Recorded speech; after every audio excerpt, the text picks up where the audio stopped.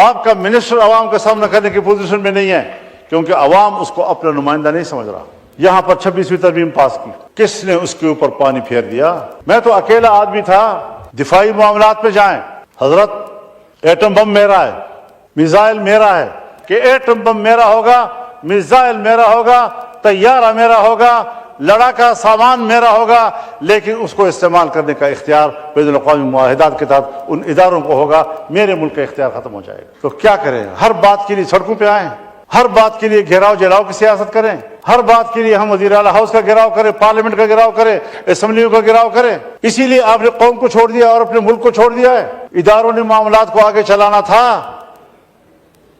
یہ اہلیت ہے ہماری کہ آپ کا ایک شہری اپنے وطن عزیز کے تحفظ کے لیے، اپنے وطن عزیز کی خدمت کے لیے، ملک کو ایک بڑے شورش سے بچانے کے لیے 75 سال ہم نے کشمیر کے محاذ پر انڈیا کے ساتھ آزمائشوں میں گزاری۔ اب ایک نئی آزمائش کے لیے ایک نئی سرحد ہم کھول رہے ہیں۔ ہم نے اس تصور میں وطن عزیز کی مٹی کے ساتھ وفاداری نبھاتے ہوئے اس کے لیے سہولت پیدا کرنے کی کوشش کی، لیکن میری ریاست کے کرتا دھرتا اتنے نااہل ثابت ہوئے کہ وہ کیے کرائے کام کو بھی نبھا نہ سکے۔ اوقات ہیں، قدریں ہیں، اور اس حوالے سے ہمیں اس بات کا ادراک ہونا چاہیے کہ اس وقت 2 صوبوں میں حکومت کا کوئی رٹ موجود نہیں۔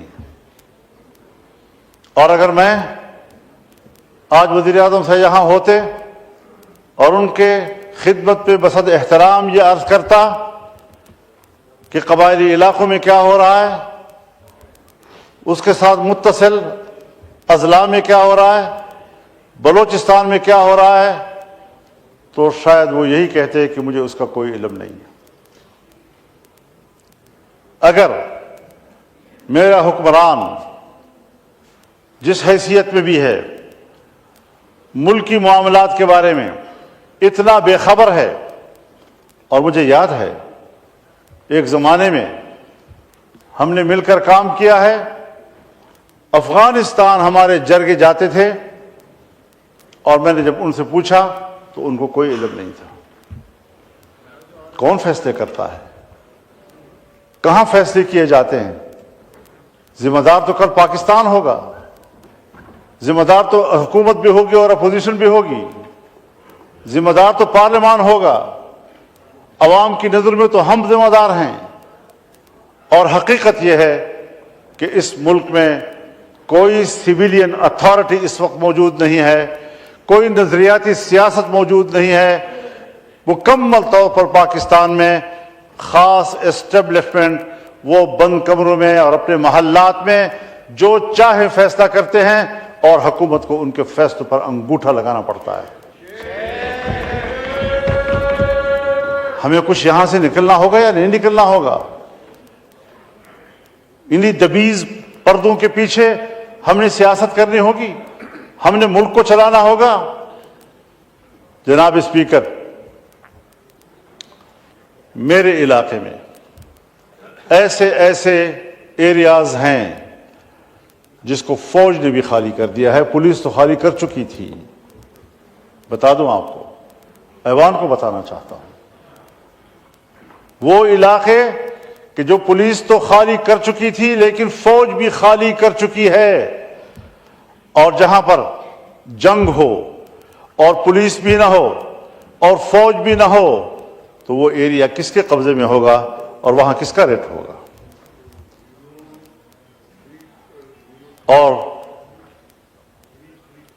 دل پہ ہاتھ رکھ کر مجھے کہنا پڑتا ہے، انتہائی درد دل کے ساتھ کہنا پڑتا ہے کہ اس وقت بلوچستان کے 5 سے 7 اضلاع اس پوزیشن میں ہیں کہ اگر وہ آزادی کا اعلان کر دیں تو اگلے دن اقوام متحدہ میں ان کی درخواست کو قبول کر لیا جائے گا اور پاکستان کو تقسیم تصور کیا جائے گا۔ کہاں کھڑے ہیں ہم لوگ؟ میری گفتگو کو جذباتی گفتگو نہ سمجھا جائے، میں جذباتی باتیں نہیں کیا کرتا، لیکن حقائق تک پہنچنے کے لیے پارلیمنٹ کو بھی پہنچنا ہوگا اور حکومت کو بھی پہنچنا ہوگا۔ اس وقت جب ہمارا ایوان یہاں بیٹھا ہے، صوبہ خیبر پختونخوا کے جنوبی اضلاع، اس وقت وہاں کوئی حکومت نہیں ہے، وہاں کوئی پولیس نہیں ہے، پولیس چوکیاں اندر سے کنڈے لگا کر بند کر دی گئی ہیں اور پولیس عملہ اس میں محصور ہے، اور سڑکیں اور علاقے اور گلیاں یہ مسلح قوتوں کے ہاتھ میں ہیں۔ کب سوچیں گے ہم ملک کے لیے؟ کب سوچیں گے ہم اس بات کے لیے کہ اس ملک کی بقا کا بھی کوئی سوال ہے؟ آج اگر کوئی بقا کا سوال پیدا کرتا ہے، اس پر چیخ و پکار کرتا ہے، برا منایا جاتا ہے۔ اللہ رب العزت بھی چیخ چیخ کر بولنے کو پسند نہیں کرتا، لیکن مظلوم کی چیخ و پکار کو اللہ بھی سننے کے لیے تیار ہے۔ لا يحب اللہ الجہر بالسوء من القول الا من ظلم۔ کوئی شخص بھی اونچی آواز اور چیختے آواز کے ساتھ بات کرے اللہ کو پسند نہیں ہے، سوائے اس آدمی کے جس پر ظلم ہو رہا ہے، جس کے ساتھ زیادتی ہو رہی ہے، جو مضطرب ہے، جو پریشان ہے۔ اور یہاں قانون سازیاں کی جا رہی ہیں۔ پہلے ریاست کو تو مضبوط کرو، پہلے اپنے رٹ کو تو مضبوط کرو۔ قانون آتا ہے، پاس ہوتی ہی پورے ملک میں نافذ العمل ہوگا، پورا ملک آپ کے ہاتھ میں ہوگا تو نافذ العمل ہوگا۔ آپ قانون بنا رہے ہیں، کس کے لیے بنا رہے ہیں؟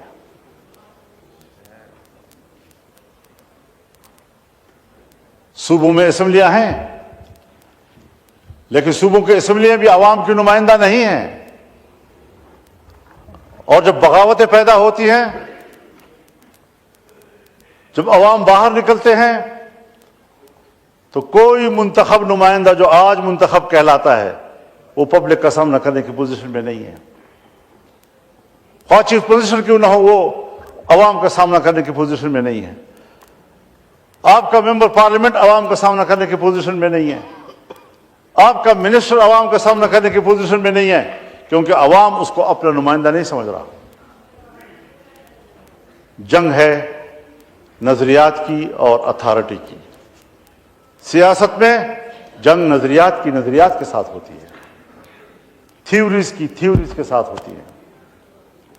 لیکن ایک طرف ہم ہیں، فارن منسٹری میں ہمیں باقاعدہ بریفنگ دی گئی، ہمیں صورتحال سے آگاہ کیا گیا، مشاورت کے ساتھ ایک ایجنڈا طے ہوا، اور اس ایجنڈے پر میں افغانستان گیا اپنا وفد لے کر، ہر چند کے ان کی دعوت پر گیا، لیکن ایک ہفتہ میں نے وہاں گزارا، اور جو ایجنڈا میں لے کر گیا تھا، ایک ایک نقطے پر میں نے ان سے بات کی، ان کو قائل کیا، اور انہوں نے کہا کہ ہم ان خطوط پر پاکستان کے ساتھ چلنے کے لیے تیار ہیں۔ کس نے اس کے اوپر پانی پھیر دیا؟ کس نے وہ پروسیس روک دی؟ میں تو اکیلا آدمی تھا، اپنی انڈیویجول حیثیت میں گیا تھا، اس کے بعد تو اسٹیٹ ٹو اسٹیٹ معاملات ہونے تھے، اداروں نے معاملات کو آگے چلانا تھا۔ یہ اہلیت ہے ہماری کہ آپ کا ایک شہری اپنے وطن عزیز کے تحفظ کے لیے، اپنے وطن عزیز کی خدمت کے لیے، ملک کو ایک بڑے شورش سے بچانے کے لیے 75 سال ہم نے کشمیر کے محاذ پر انڈیا کے ساتھ آزمائشوں میں گزاری۔ اب ایک نئی آزمائش کے لیے ایک نئی سرحد ہم کھول رہے ہیں۔ ہم نے اس تصور میں وطن عزیز کی مٹی کے ساتھ وفاداری نبھاتے ہوئے اس کے لیے سہولت پیدا کرنے کی کوشش کی، لیکن میری ریاست کے کرتا دھرتا اتنے نااہل ثابت ہوئے کہ وہ کیے کرائے کام کو بھی نبھا نہ سکے۔ جی مولانا صاحب کا مائک کھولا۔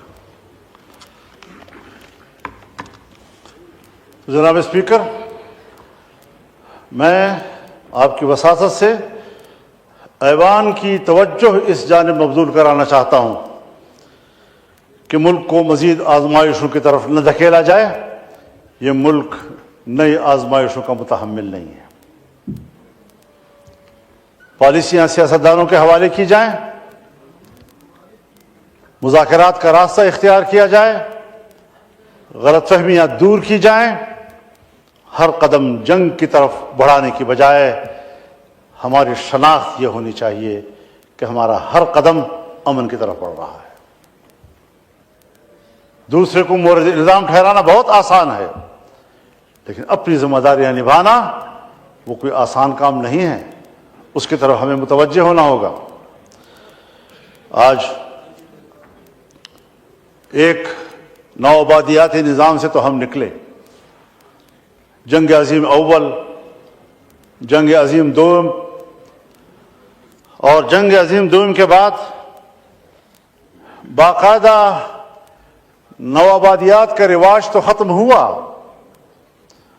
لیکن عالمی قوتوں نے ترقی پذیر ممالک اور غریب ممالک کو غلام بنانے کا ایک نیا طریقہ نکالا۔ ان کو سیاسی لحاظ سے غلام بنانا، ان کو اقتصادی لحاظ سے غلام بنانا، انہیں دفاعی لحاظ سے غلام بنانا، یہ ان کا وتیرہ رہا۔ ہمارے فیصلے سلامتی کونسل میں ہوتے ہیں، بین الاقوامی انسانی حقوق کنونشن میں ہوتے ہیں، اقوام متحدہ کی انسانی حقوق کمیٹیوں میں ہوتے ہیں، اور اگر وہ ایک فیصلہ کر لیں تو پھر ان کا فیصلہ ہمارے ہاں مؤثر ہوگا، اور ہمارے اپنے ملک کا آئین اور قانون غیر مؤثر ہو جاتا ہے۔ کیا یہ حقائق نہیں ہے؟ ہماری معیشت بین الاقوامی اداروں کے حوالے کر دی گئی ہے۔ آج ہماری معیشت کو IMF کنٹرول کرتا ہے، FATF کنٹرول کرتا ہے، دوسرے قرضے دینے والے ادارے کنٹرول کرتے ہیں۔ ہمیں ایک طرف قرض میں جکڑا جا رہا ہے، اور دوسری طرف ہم پر پریشر ڈالے جا رہے ہیں۔ آئے روز IMF کا وفد آ رہا ہے اور پھر ہمیں بلا رہا ہے، اور اب تو IMF اس حد تک آگے چلا گیا کہ وہ حکومت سے بات کرنے کی بجائے وہ عدلیہ سے مل رہا ہے اور عدلیہ سے بات کر رہا ہے۔ IMF کا ہمارے ملک کے عدلیہ سے کیا سروکار ہے؟ ہمارے ملک میں آج IMF آ رہا ہے اور سپریم کورٹ بار ایسوسی ایشن کی قیادت کے ساتھ مل رہا ہے۔ بار ایسوسی ایشن کے ساتھ IMF کا اور FATF کا کیا تعلق ہے؟ کیا تحفظات ہیں اس کے؟ اور پھر اس کی پاداش میں ہم ادارے بناتے ہیں، احتساب کے ادارے بناتے ہیں، نیب کے ادارے بناتے ہیں، FIA کو متحرک کرتے ہیں، اور سارا بوجھ ان کا دو طبقوں کے اوپر آتا ہے۔ ایک کاروباری طبقہ جو ملک میں انویسٹ کر رہا ہوتا ہے، چھوٹی چھوٹی باتوں پر ان کو پکڑا جاتا ہے، ان کی فائلیں بنائی جاتی ہیں، ان کی پیشیاں ہوتی ہیں، ان کو سزائیں دی جاتی ہیں، اور دوسرا سیاستدانوں کے خلاف اس کو استعمال کیا جاتا ہے تاکہ ایک سیاستدان اور ایک حکومتی پارٹی کو بدنام کیا جائے، دوسرے کو اس کی جگہ دی جائے۔ اس مقصد کے لیے بین الاقوامی ادارے میرے ملک میں مداخلت کر رہے ہیں۔ نتیجہ کیا نکلتا ہے کہ میرا پاکستانی سرمایہ کار اپنا سرمایہ لے کر مغرب میں چلا جاتا ہے، پیسہ میرے نظام سے تنگ آ کر وہ اپنا پیسہ منتقل کرتا ہے یورپ کی طرف، اور میرے پیسے پر یورپ کاروبار اور تجارت کر رہا ہوتا ہے۔ تو یہ وہی بات ہوئی کہ انڈیا کا پیسہ انگریز لے گیا، اس نے اپنے انگلستان کو آباد کیا اور ہمیں بھکارا چھوڑ دیا۔ اس نے دفاعی معاملات پہ جائیں، حضرت ایٹم بم میرا ہے، میزائل میرا ہے، لیکن بین الاقوامی ادارے مجھے مجبور کر رہے ہیں، اس پہ دستخط کرو، اس پہ دستخط کرو، اس پہ دستخط کرو، اور مجھے بین الاقوامی معاہدات پر دستخط کرنے کے بعد یہاں پہنچایا جا رہا ہے کہ ایٹم بم میرا ہوگا، میزائل میرا ہوگا، طیارہ میرا ہوگا، لڑاکا سامان میرا ہوگا، لیکن اس کو استعمال کرنے کا اختیار بین الاقوامی معاہدات کے تحت ان اداروں کو ہوگا۔ میرے ملک کا اختیار ختم ہو جائے گا۔ اس چیز میں پوری قوم مبتلا ہے۔ کس طریقے سے وہ میرے ہی ہاتھوں سے میرے بھائی کو مروڑ کر میرے سرمایہ کو اپنے ملکوں میں منتقل کر رہا ہے، کس طریقے سے وہ میرے ہاتھ پاؤں باندھ کر مجھے غیر مسلح کر رہا ہے اور میرے اپنی صلاحیت وہ میرے دفاع میں استعمال نہیں ہو سکتی، ان کی اجازت سے استعمال ہوگی۔ میری پارلیمنٹ قانون سازی نہیں کر سکتی، اگر قانون سازی کرے گی تو کہیں گے بین الاقوامی ادارے۔ آج ہم نے یہاں پر 26ویں ترمیم پاس کی، 26ویں ترمیم کے ساتھ ایک قانون دینی مدارس کے حوالے سے پاس کیا یہاں سے۔ جناب صدر مملکت نے جو دوسرا خط بھیجا ہے پارلیمنٹ کی طرف، اسپیکر صاحب کی طرف، اس نے واضح طور پر کہا ہے کہ دینی مدارس کی رجسٹریشن یا دینی مدارس کے بینک اکاؤنٹس کا یہ قانون یہ بین الاقوامی اداروں کے لیے تحفظ کا باعث بن سکتا ہے، ان کی پریشانی کا باعث بن سکتا ہے۔ ہمیں بین الاقوامی اداروں کی رعایت قبول، لیکن اپنے ملک کے اندر ایک طبقے کو ہمیشہ اپنے مقابلے میں متصادم رکھنا ہے، اپنے ملک کے شہری کو میں نے پریشان رکھنا ہے۔ آج قانون پاس ہو چکا ہے، ایکٹ بن چکا ہے، گزٹ ہو چکا ہے اس کا۔ پارلیمنٹ سے ایک قانون پاس ہو جائے تو پھر صوبائی اسمبلی میں قانون سازی ہوتی ہے۔ ابھی تک کوئی صوبائی اسمبلی میں قانون سازی نہیں ہو رہی۔ فیڈرل گورنمنٹ نے اپروچ ہی نہیں کیا آج تک کسی ایک صوبائی اسمبلی کو۔ میری پارلیمنٹ نے اپروچ ہی نہیں کیا کسی صوبائی اسمبلی کو کہ یہ قانون یہاں سے پاس ہو گیا ہے، مزید قانون سازی جو ہے صوبائی سطح پر وہ آپ کی ذمہ داری بنتی ہے۔ تو کیا کریں؟ ہر بات کے لیے سڑکوں پہ آئیں، ہر بات کے لیے گھیراؤ جلاؤ کی سیاست کریں، ہر بات کے لیے ہم وزیر اعلیٰ ہاؤس کا گھیراؤ کریں، پارلیمنٹ کا گھیراؤ کریں، اسمبلیوں کا گھیراؤ کریں۔ اسی لیے آپ نے قوم کو چھوڑ دیا اور اپنے ملک کو چھوڑ دیا ہے۔